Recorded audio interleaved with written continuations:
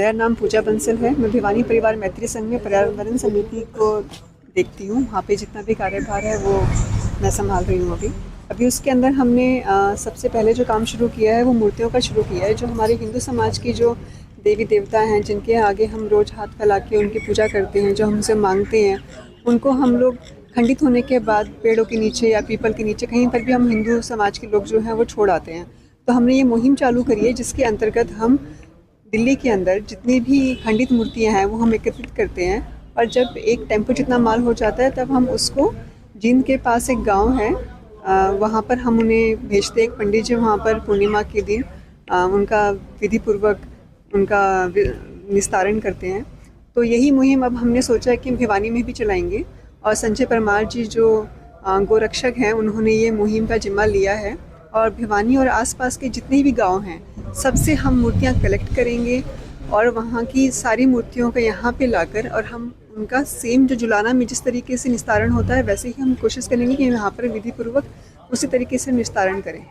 उसके अलावा हमें साथ में एक अवेयरनेस के तौर पे लोगों को जागरूक करने के लिए हमारे हिंदू समाज की जो जनता है उसको हम जागरूक करना चाहते हैं कि हम अपने देवी देवताओं को खंडित होने के बाद उनको हम इस तरीके से सड़कों पर लावारिस ना छोड़ें, बल्कि हमें जैसे हम अपने बड़े बुजुर्गों का विदाई करते हैं जब वो देह त्यागते हैं, वैसे ही हम अपने देवी देवताओं की भी खंडित मूर्तियों का एक तरीके से अपने ही एंड पे उनका निस्तारण हमें करना चाहिए। हम लोग किसी के भी घर से अगर मूर्तियां निकलती हैं वो खंडित हो जाएं या फिर हम दिवाली के बाद हम उनको निकालते हैं, तो हर एक घर से एक टाइम पे एक या दो मूर्तियां ही निकलती हैं, तो वो बहुत बड़ी काम नहीं है। अब पहले हम क्या करते थे, हम नहरों में नदियों में उनको बहा देते थे, लेकिन अब गवर्नमेंट के रूल्स के अकॉर्डिंग हम उनको उस तरीके से नहीं कर सकते हैं। तो उसके लिए हमें अपने ही एंड पे कुछ नहीं करना है, एक सिंपल से गड्ढा खोदना है छोटा सा पार्क में या कहीं पर भी जहाँ पे कच्ची ज़मीन है, वहाँ पर हमें उन मूर्ति को दबाना है और उसके बाद मिट्टी से ढक देना है, क्योंकि वो मिट्टी का ही बनी हुई थी मूर्तियाँ, तो वो मिट्टी में ही मिल जाएंगी। तो इस तरीके से वो फैलने से बचेंगी। हमारा जो हिंदू धर्म है वो सड़कों पर फैलने से बचेगा और हमारी जो अगली पीढ़ी है वो उनको और अच्छे सम्मानजनक नज़रों से देख पाएंगी, क्योंकि अब अगली जो पीढ़ी है वो लॉजिक्स पे जीती है, और जब तक हमको लॉजिक्स नहीं देंगे तब तक वो उनका उस तरीके से सम्मान नहीं कर पाएंगे जिस तरीके से हम अभी तक करते आए।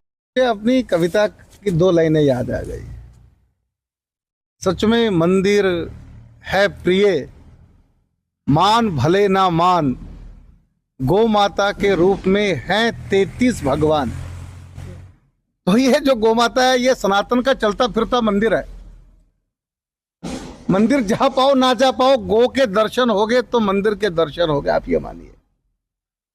लेकिन कलयुग में जो गौ माता की स्थिति हम देख रहे हैं, ऐसे में भिवानी का ये जो गो रक्षक दल है, संजय परमार जिस दल को लीड करते हैं, ये ऐसी एक शख्सियत है जिनसे मेरा परिचय नाम से तो बहुत पुराना था, लेकिन आमने सामने दोनों अभी मिले जब इनको हमने दिल्ली में भिवानी परिवार मैत्री संघ ने इनको भिवानी गौरव अवार्ड दिया, तब हमको पता लगा संजय भाई के काम किस तरह के हैं।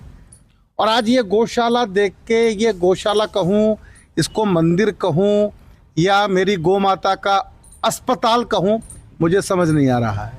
ये मल्टीपर्पज़ काम कर रखा है इन्होंने। ये गौशाला भी है, ये अस्पताल भी है, ये मंदिर भी है अपने आप में। ऐसा एक अद्भुत काम कर रहे हैं।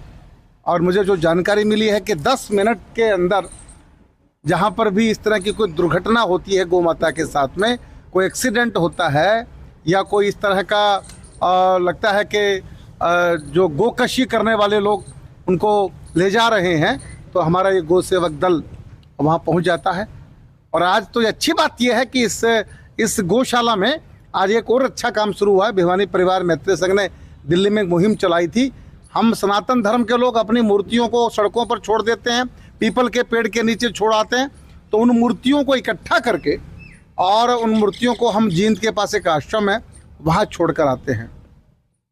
इस गौशाला में आप देख रहे हैं कि ये बहुत मूर्तियाँ सड़कों से आज हमने एकत्र की हैं, और इन मूर्तियों को पूर्णमासी के दिन विधि विधान से जींद के पास, उसका नाम क्या है,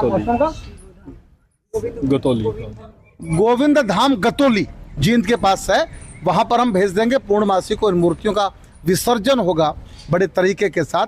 ये नया प्रोजेक्ट आज से हमारी गो रक्षक दल ने संजय परमार जी ने आरंभ किया है।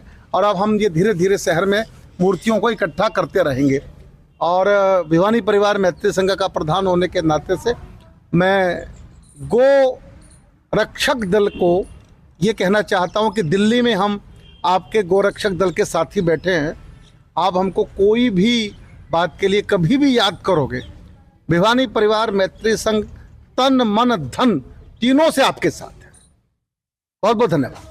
परिवार संघ और गौशाला गौ सेवक ट्रस्ट के संजय परमार जी द्वारा ये जो मुहिम की गई है, हम इसमें सहयोग करेंगे और जहाँ भी ये मूर्तियाँ वगैरह होंगी हम खुद उठा के लाएंगे और यहाँ इकट्ठी करके उनको वहीं जोलाना में आश्रम में लोगों से ये अपील करूँगा कि वो कहीं मूर्तियों और इनको पोस्टरों ना गिराकर सीधा गौशाला में आकर दे जाएं, और ताकि इनका सही से विस्तारण हो।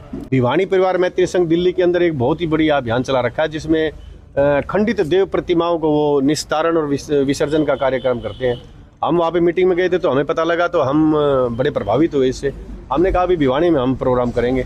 तो आज भिवानी परिवार मैत्री संघ के सहयोग से हमने आज गोरक्षा दल ने हमारी ये जितनी भी देव प्रतिमाएं हैं खंडित है, ये सारी इकट्ठी की है और इकट्ठी करके हम इनको है ना इकट्ठे अभी अपनी गौशाला में ले आए हैं।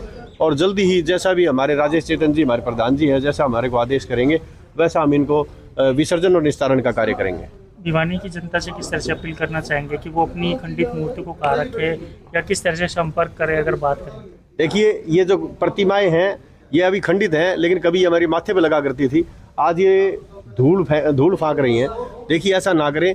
ये खंडित होने के बाद अगर हम इनको ऐसे ही रोड पर फेंक देते हैं तो ये हमारी धार्मिक आस्था के प्रति नाइंसाफ़ी है, साथ ही पर्यावरण के प्रति भी हम गलत काम कर रहे हैं।